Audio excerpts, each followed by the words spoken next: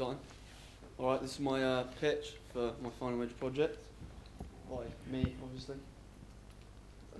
So what I'm making is a short kind of martial arts film, probably 3 to 5 minutes, but more like to be 3, because 5 minutes would be probably a bit too long for what I'm making. And it's kind of it's inspired by films such as you see here, you see the first one up top is Street Fighter Assassin's Fist, which is a video game adaptation of a film, and I've played both the video game and watched the film. I love them both, and yeah, it's a huge thing. And then the one below it is Undisputed 3, with one of my favourite actors, Scott Adkins, who's black belt in Taekwondo, and yeah, he's sort of a big inspiration for me as a young martial artist. The reason why I'm making it, of course, is because I've got a passion for martial arts, something that I've done since I'm probably about 10 or 11. Ip Man 2, which is a film with Donnie Yen in it, is like the first film I watched, and that was what got me into martial arts, because beforehand I didn't really know much about it.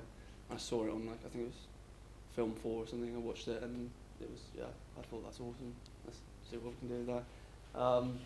And the big reason is because I want to, like, sort of not pay homage, but like kind of reflect some of the techniques that I've learned in training, and also yeah, like that throughout film, because we did a fight scene before in our previous film, but we didn't really have time to like choreograph it properly and like shoot it properly. So I think with this it'll be a lot better and a lot higher standard, and also it'll encourage, well, I don't know who'll see it, but it'll encourage people to take martial arts, because I think it's a like great aspect of your life, and yeah, it's just one of the best things I do. Who's it aimed at? It's aimed at basically martial artists and people who are kind of interested in it. But it's also aimed at like predominantly young men and sort of male audiences, because I don't know if you can see, but like the top films there are all sort of action films, and they're predominantly male viewing audience. When the bottom films down there are more, like, they've got less action in them and are more sort of story driven. So like action films tend to be watched by male viewers, so I think the main target audience would be young men like myself who would be interested in martial arts, but it would also be women and everyone, but like that's the primary audience. So here's some of the sort of scenes from films that have inspired me to make these films, and I've loved. The top one, left one, is The Raid 2. That's a great film with I forgot his name now. The second one's Ip Man 2, the one across where he's fighting the boxer. That one's one of my favourite. The one on the far right is House of Flying Daggers, and see some of these have more traditional martial arts in them, and then some of them have got more sort of modern contemporary martial arts. So like the ones on the left, the top left, bottom left, are Daredevil and Raid 2. They're more modern martial arts, more things like kickboxing, and the ones on the sort of right are more traditional, sort of kung fu, Wing Chun, that kind of thing, are more traditional, but like they're all within martial arts media.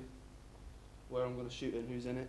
Well, camera operator is going to be Drew, because I chose Drew because he's in Westbury, which is where I'm going to shoot, and also he's got some experience with cameras, so I thought he'd be quite a good person to do it with. And the actors are probably going to be me and Oscar, because I've got martial arts experience and because it's my project, and Oscar because I think he had a green belt in Taekwondo, and he still goes to the gym. He's quite flexible, you know. And if there's a technique that he doesn't know, I can probably teach it to him relatively quickly, because he seems like he's quite turned on in that aspect. The director's probably going to be me, because I'll probably direct as I act, so I'll like coordinate Drew and that. The fight choreographer is going to be me and Oscar. We're gonna, I don't know when, probably next week or the week after, we're probably going to meet up once or twice to choreograph the fight, because I want to have it pre-choreographed and not choreograph it on the day.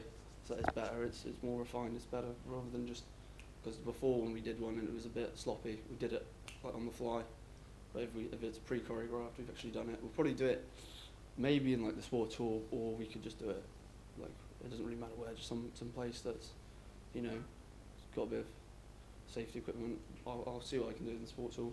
And music producer is, I'll probably try to find some music, but Drew said he may help me compose some sort of music. But I said if he's got time, and if that's something he wants to do, but I think we'll see about that, because I want to get a good piece of music, but at the same time, yeah, I think that would be quite a difficult thing to do, like find good music for the fight scene. What I would need to make it: camera, another actor, camera operator, a setting that's found commonly in martial arts films, this one's quite important because we chose to do the White Horse in Westbury because it's high up. It's, you know, it'd probably be quite windy. It's you know, it's quite a traditional setting found in a martial arts film is high on a mountaintop. They tend to have a fight there, so I think that's quite a good place to have it. And we'll have the shot of like Wiltshire behind us. So it would look quite. I think it would look quite good. We'll need a pre-choreographed fight that we'll use, some music that I'll edit over the top, and then Foley sounds. And Foley sounds will probably take quite a long time to do because we're going to need all the sounds of hitting and breathing and different sort of things. But I'll do that all in post-production, and I'll probably have to like hit some chicken meat or something.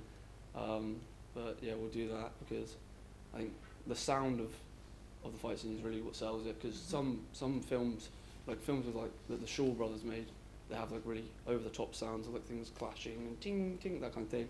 But like sounds like more modern things like Daredevil or something like that, they get more realistic sort of thuds and things. So I think the Foley is really the Foley and the music are going to be really key to like making the film professional and good. Potential problems or injury, of course, because it's a physical thing we're doing. We need to be aware of injury. So what we're going to do is we're going to choreograph it like quite slowly, and also we're going to try to get some like protective mats on the floor if we're going to do any throws or trips or anything, and like maybe wear protective equipment underneath any sort of like, so your costume underneath might wear some sort of protective layer just in case we get injured. Weather, well, with the weather we'll probably just have to check the weather before, and also if we have a reshoot, make sure it matches the weather on the day of the shoot so it isn't. Absences, what I'll do is because it's only a small team, it's just me, Drew and Oscar, and they both live in Westbury. I'll just make sure like the day before, you know, let me come to Westbury, and then we can meet up and then go to the White Horse because that's in Westbury as well. Costume. With the costume, I'm not too sure whether I'm going to do like sort of sports, just general sportswear, or like traditional martial arts gis, like a belt and a gi. I think it would be easy to do sportswear, but I think it would be cooler to do a traditional gi. But I have to look into that. I'll see what I can do with that. Cause yeah, music. I have to either create a track or choose one from a previous scene that I've seen. I want to create a track, but it's a matter of time, because what I'll do is I'll shoot it, choreograph it, and then at the end I'll edit and create the track as well and see what little time to mix them in. And Foley as well, I'll do that after I shoot the scene, so I can shoot it and then create the scene to match with the sort of what happens in the scene. That is it. Is there any questions? Yeah, thank you very much. I think it's excellent, really exciting idea, and you've clearly thought a lot about the practical elements of it and like planning in terms of like things that could go wrong. For me, I feel it's missing a little bit of the kind of visualization of the cinematography and how it's going to look. I think you've talked a lot about practical stuff, and I can see that you're kind of like thinking about how you're going to choreograph it, but I'm missing a little bit of how you're going to shoot it, what sort of style it's going to be. So I'm kind of just think that you need to spend a little bit more time focusing on that, or have you got any ideas? I've got ideas for that. Well, I've wrote a bit about it in one of my analyses on the website. I should put it there. I'll probably do, most of it will be longer takes, like sort of wide shots like this, so you can see both of the people going. Because I've seen a lot of fight scenes that are close up, loads of quick cuts, like things like Taken and Jason Bourne, and I don't really like that kind of style of fight because you can't really see what's going on. But with things like Daredevil and Old Boy, you said, with the hallway fight, they're longer takes and they follow the people around and they shake a bit, and it's more. So I'll try and do that. I think I'll obviously have cuts here and there where I need it. But I think most of it will be longer takes with sort of wider shots, some close-ups, but I think most of it will be that. Because what I'm maybe just a little worried about is we just have this sort of expansive top of a hill that's not stylized in a way, and then there's some people in sports gear having a fight that's well choreographed, but it doesn't sort of feel like a finished product. So just bearing that in mind, does that make sense? Yeah, I think, you know, I get what you're saying with there's two types of actions, and there's a very close combat which is supposed to be claustrophobic, which is like the Jason Bourne and some of the more modern Mission Impossible movies. And then you have the more slower kind of pace as well. I think from your research you need to identify firstly that what you probably want is a ebb and flow, a rhythm of long slow shots and then close-ups, cuts for tight action. But I think more to what Avril was saying is also what is kind of the flavour of this? What is the feel of it? What is the visual style going on? Because you've got your inspiration there, and you know you've put up quite opposite things. So things like House of Flying Daggers. Flying Daggers, and like Crouch the Tiger and Dragon, that kind of wushu kung fu, where it's all for show and it's flowery and you get that, which is very different from your gritty kickboxing. So it's about working out which one you want to kind of go with that. And how you can really build that. And with that, then there's that visual style. So why are these people fighting? We don't need a massive narrative, but I need a reason for this conflict, and that might help you frame. So if you think of, have you seen Cobra Kai? Yeah. Okay, so think of like the feel of Cobra Kai. It's light, it's colourful, and it's funny, and then the action kind of takes that vibe, and it uses that 80s vibe from Karate Kid, as opposed to, let's say Daredevil, where everything is dark, gritty, concealed, close up and tight. And because that's the narrative of Daredevil compared to the narrative of Cobra Kai, which is light, it gives it that style.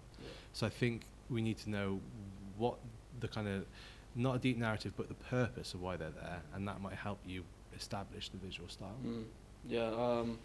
Well, I've thought of some ideas like a trainer and a student or something like that, some sort of form of that, some sort of training, because that will make it less, it wouldn't be as gritty there, because it wouldn't be fighting to the death or fighting for some combat. I think it would make it like more, you'll be able to see more of the technique as well. Yeah. With the training and student. I've thought about that, and I've thought about possibly something similar to that. I think that would make it, and that would make sense. Cool. Yeah. Yeah. So if you and then you can go for that suits that panoramic style. You've almost got that Miyagi, Daniel. Yeah. And then. And there's lots of research that you can do then based on that, which kind of gives you like a focus. What martial arts style are you doing? Is it I MMA practice or mixed martial arts? So it's like kickboxing and wrestling and that kind of thing. Okay, so that could be quite interesting because I don't know much about mixed martial arts, but as you change into the different style, it could be a different style of shooting, It probably a would different be, style of 'cause, like, editing. So then it could give it a lot of you body can play in with that that. sense. Yeah.